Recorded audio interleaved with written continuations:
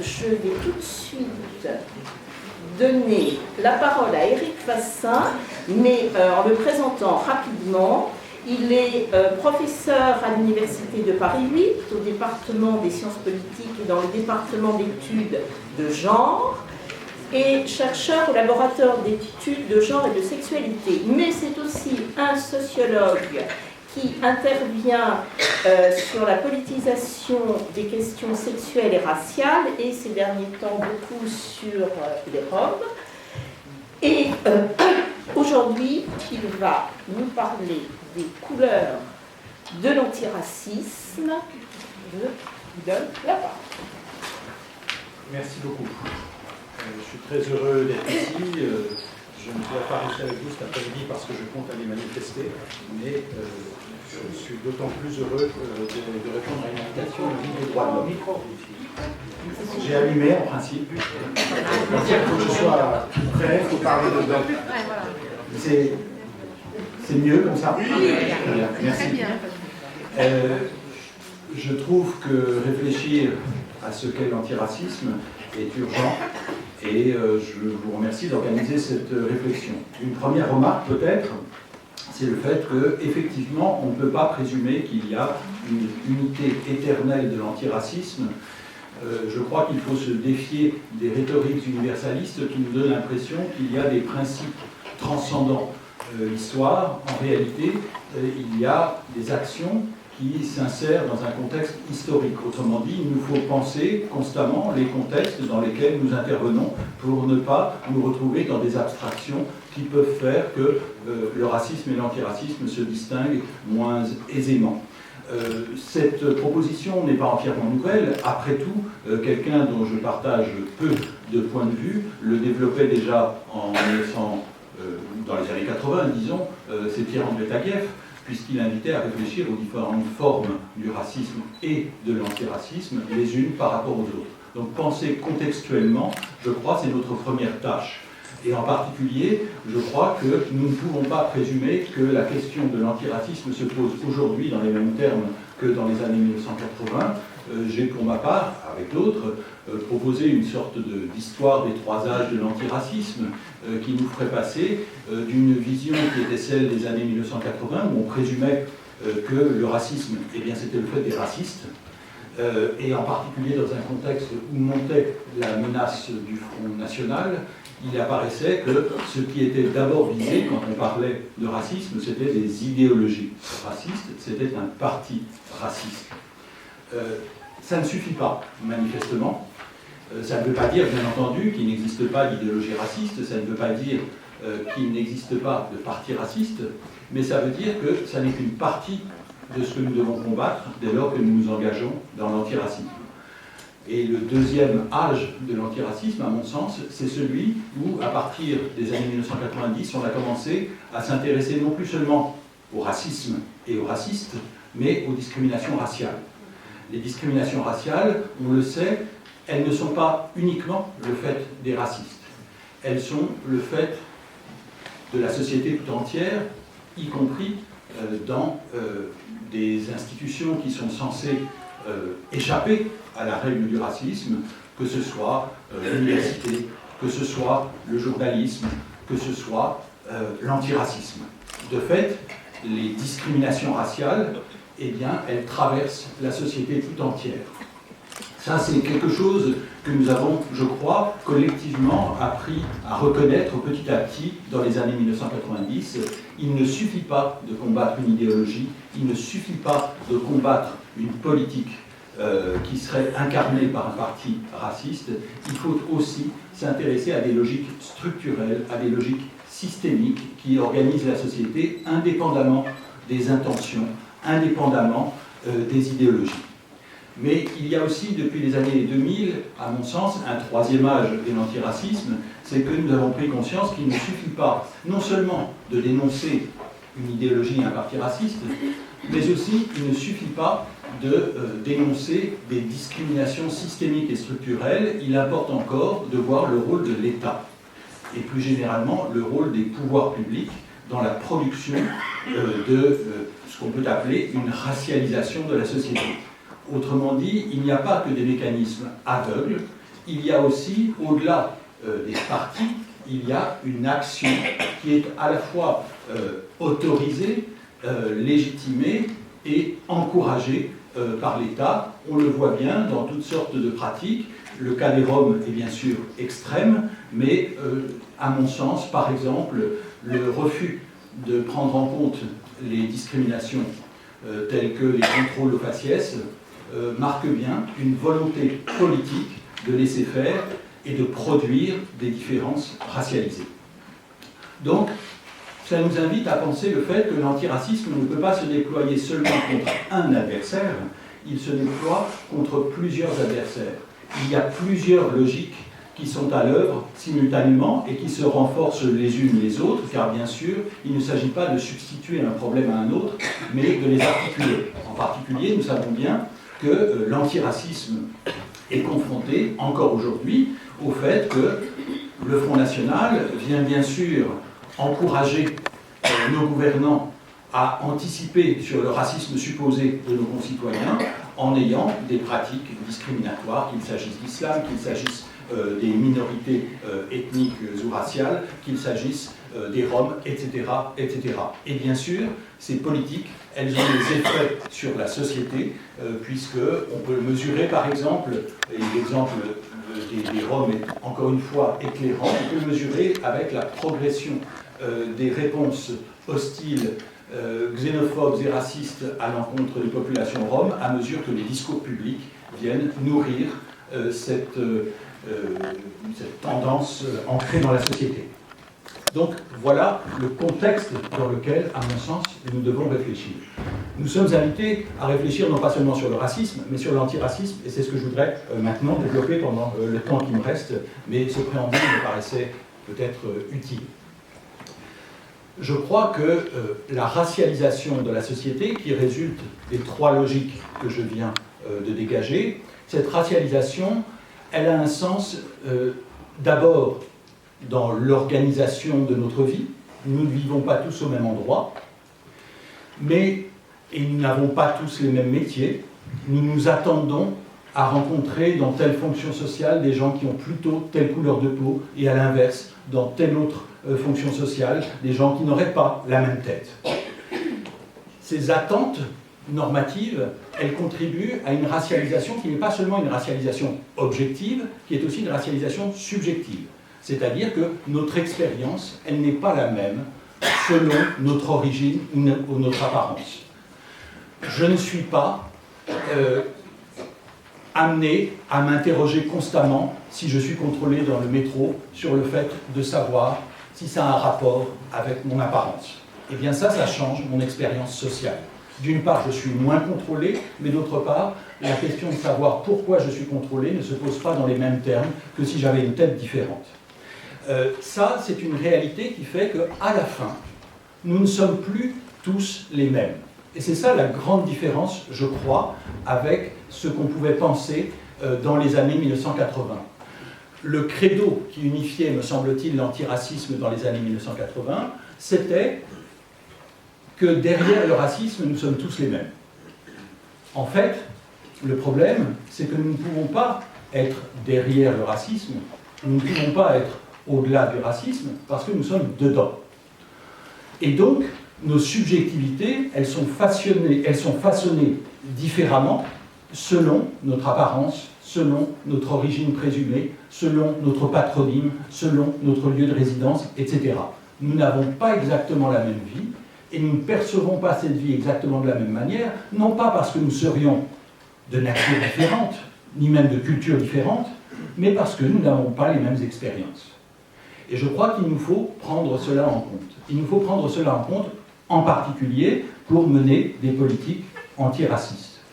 Parce que la racialisation, si ça n'est pas simplement le fait d'avoir des vies objectivement différentes, mais du coup aussi des expériences subjectivement différentes, cette racialisation, elle n'épargne pas l'antiracisme. L'antiracisme n'est pas en dehors de notre société. L'antiracisme, c'est après tout, comme tous les gens, j'en fais partie au titre de mon métier, quand on est universitaire, on est par définition universaliste. Peut-être, mais je ne vis pas dans une société universaliste, ni en tant qu'universitaire, ni en tant qu'antiraciste. Et ça change mon expérience sociale, comme je crois, ça change la vôtre. Donc nous devons partir de ça, du fait qu'il ne suffit pas de proclamer l'universalisme, il faut constater le fait que, puisque nous n'avons pas tous la même vie, puisque nous n'avons pas tous la même expérience, eh bien nos subjectivités sont façonnées de manière différenciée.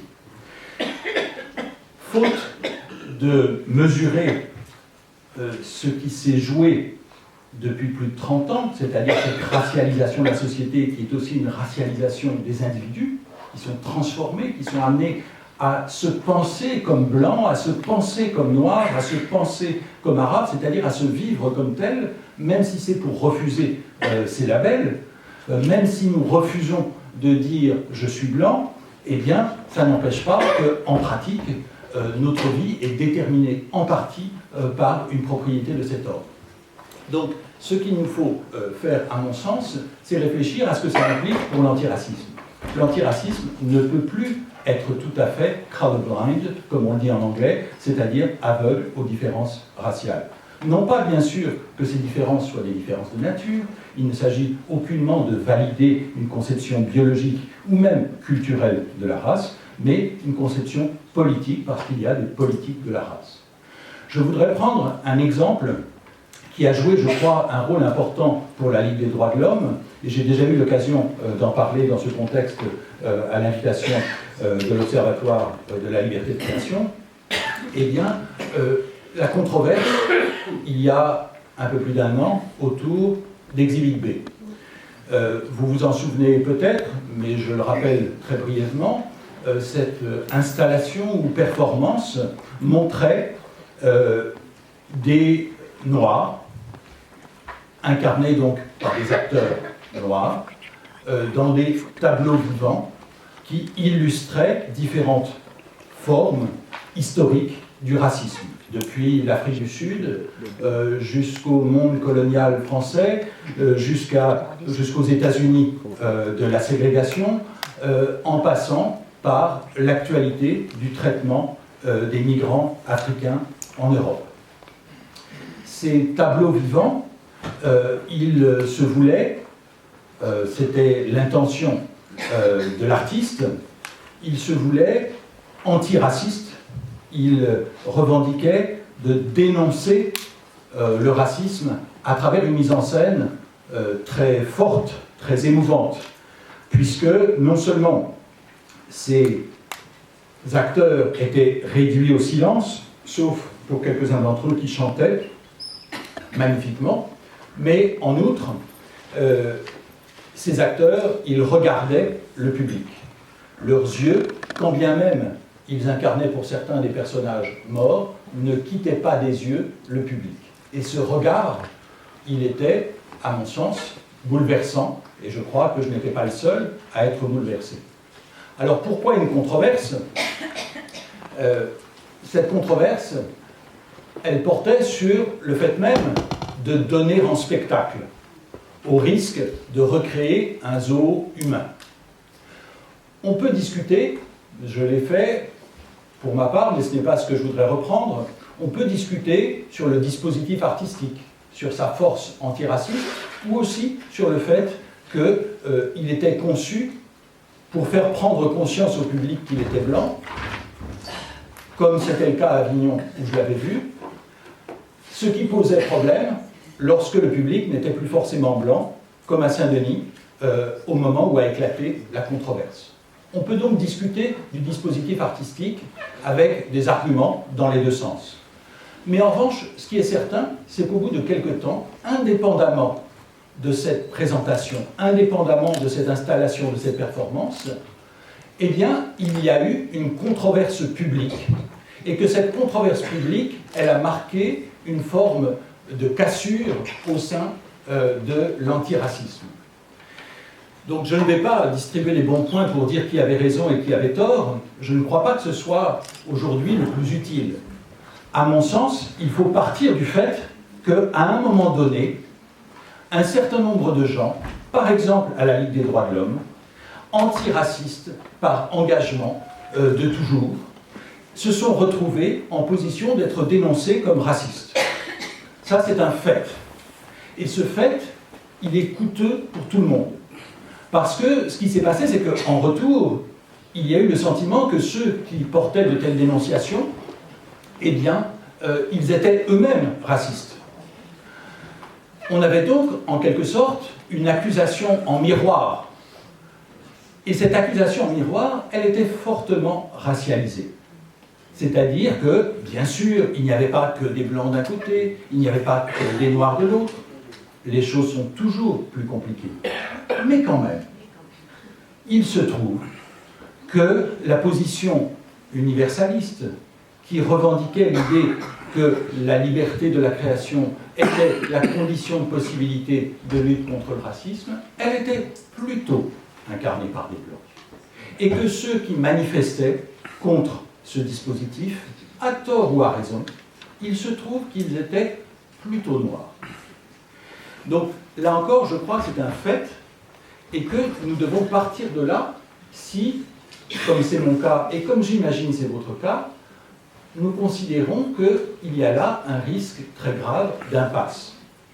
Si aujourd'hui, nous nous retrouvons en France avec deux types d'antiracisme, l'un qui va se réclamer de l'universalisme, mais qui sera plutôt blanc, et l'autre qui va se réclamer de l'anticolonialisme, dira-t-on, et qui sera davantage de couleur, eh bien, ça veut dire que la logique de racialisation que nous prétendons combattre, elle nous aura entièrement définis.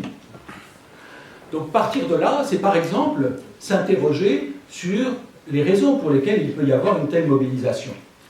Et cette mobilisation, moi je m'y suis intéressé un peu, elle correspondait au fait que ça n'était pas des gens qui ne comprenaient rien à la culture qui se mobilisaient contre Exhibit B. Quel que soit le sens qu'on puisse donner, encore une fois, à cette installation, à cette performance. C'était plutôt des gens du monde de la culture.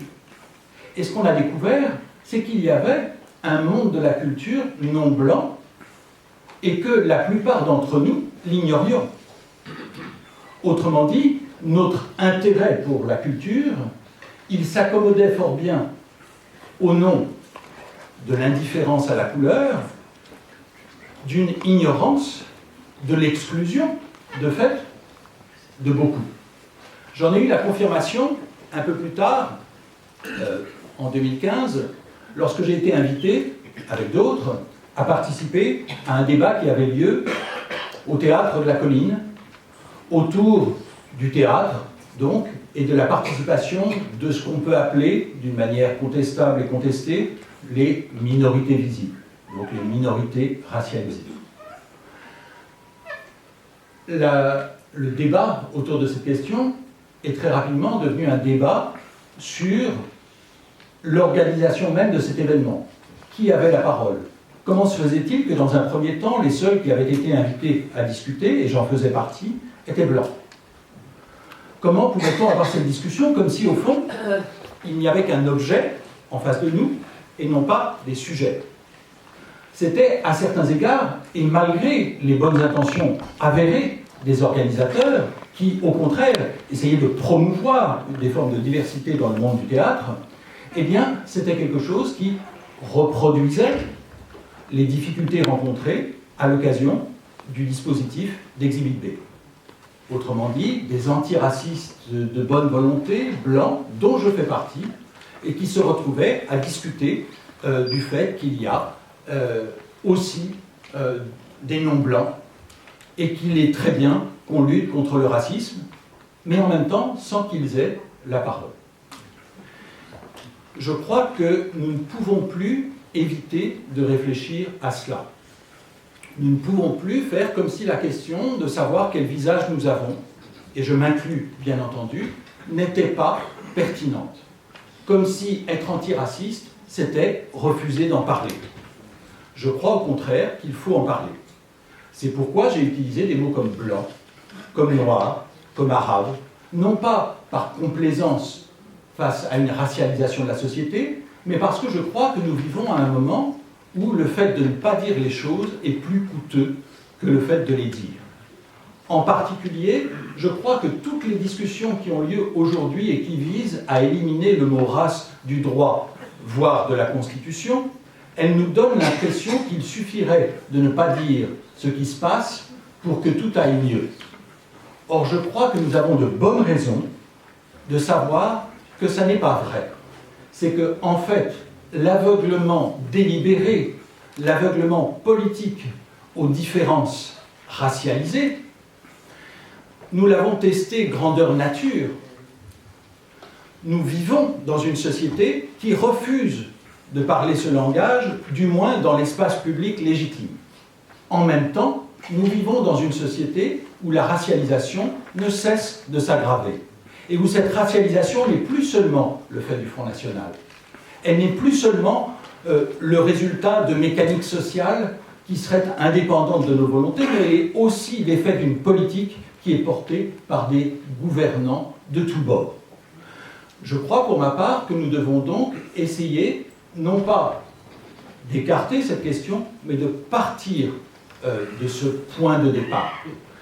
Et je terminerai en soulignant que lorsque Manuel Valls, le Premier ministre, a déclaré qu'un apartheid s'est imposé en France, il y a eu discussion pour savoir si ce terme était justifié. Le problème pourtant, à mes yeux, n'était pas le mot apartheid, qu'il y ait une ségrégation. Nous le savons tous quand nous prenons les transports en commun. La géographie de la couleur est une réalité en France que l'on connaît. Donc, le problème, ça n'est pas de dire l'apartheid, c'est de dire que l'apartheid s'est imposé. Un apartheid, ça ne s'impose pas tout seul. C'est imposé par nous, par nos gouvernants. C'est-à-dire, c'est le résultat de politiques. C'est la raison pour laquelle il faut demander des comptes à nos politiques. Mais ça commence par le fait de nous demander des comptes à nous-mêmes. Je participe à un mouvement, à un réseau qui s'appelle Reprenons l'initiative contre les politiques de racialisation. Ce que nous essayons de faire, c'est de dire que si on veut combattre le racisme aujourd'hui, premièrement, il faut nommer l'ennemi. Et l'ennemi aujourd'hui, c'est des politiques qui produisent la réalité dans laquelle nous vivons. Mais deuxièmement, il faut nous interroger sur qui nous sommes en tant qu'antiracistes, et en particulier, essayer de faire en sorte que l'antiracisme ne soit pas, au nom d'un universalisme aveugle à la couleur, uniformément blanc. Je vous remercie.